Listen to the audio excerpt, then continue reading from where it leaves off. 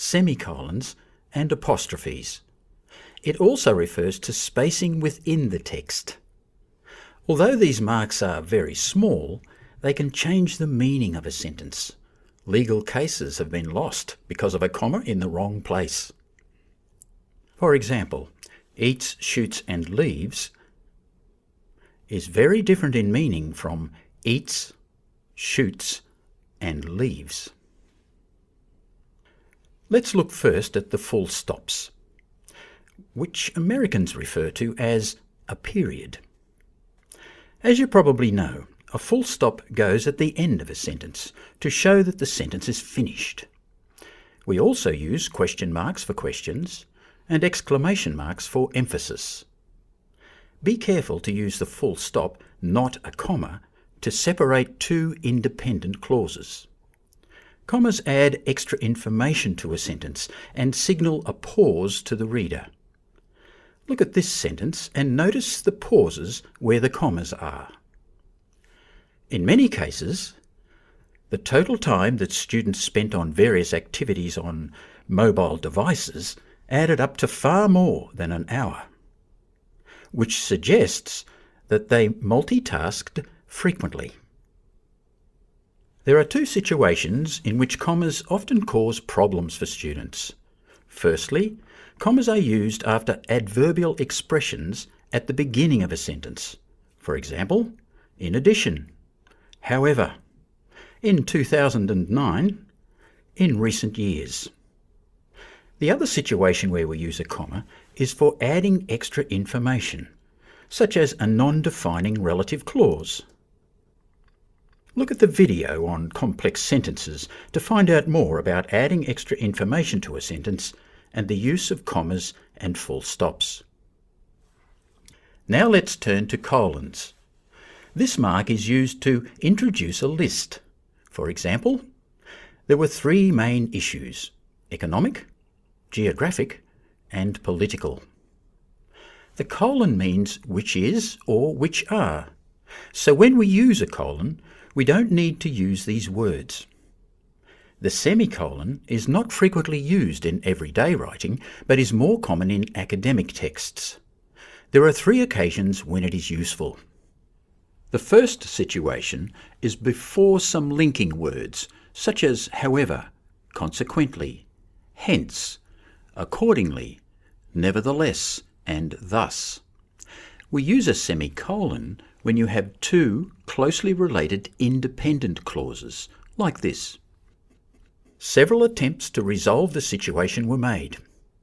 However, none of these were successful. Of these patients, 10 were not enrolled. Thus, the cohort was comprised of 167 patients for the trial. Semicolons can also be used instead of a full stop in cases where sentences are independent but the meaning is closely related.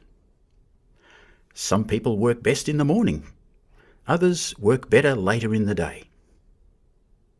The third use is to differentiate when we have long items in a list. For example, the case involved 3 people: Mr. Brown, who lived in Ipswich and was married, Mrs. Smith, who lived on the Gold Coast and was single, and Mr. Jones, who lived in Brisbane and was divorced.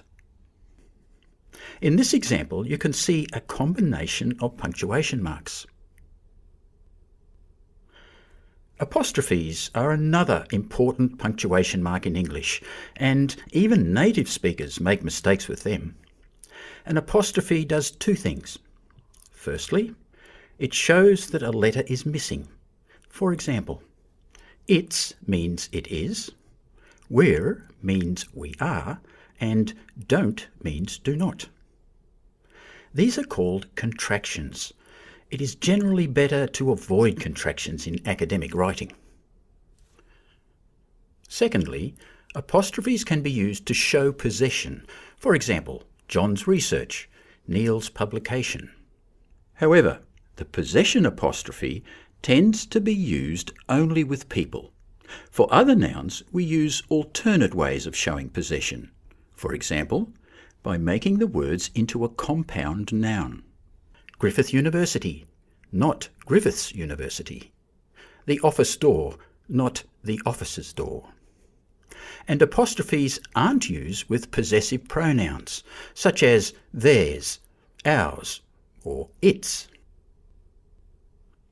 The other tricky area with the possession apostrophe is knowing where to put it. The sentence "the teacher's book" could be written in two ways. In the first sentence, the book belongs to one teacher. In the second sentence, there is one book that belongs to more than one teacher. One key thing to remember about punctuation is where to put a space. The punctuation mark comes directly after a word. A space is then needed directly after the punctuation mark. Punctuation and formatting are very important in academic writing, especially referencing. Look at the video on referencing for more on this topic. Now let's turn to spelling. This is a very complex area, and unfortunately there are not many easy rules. As you know, in English, there is often little connection between the pronunciation of a word and its spelling. So it is sometimes impossible to know how to pronounce a word from how it is spelt.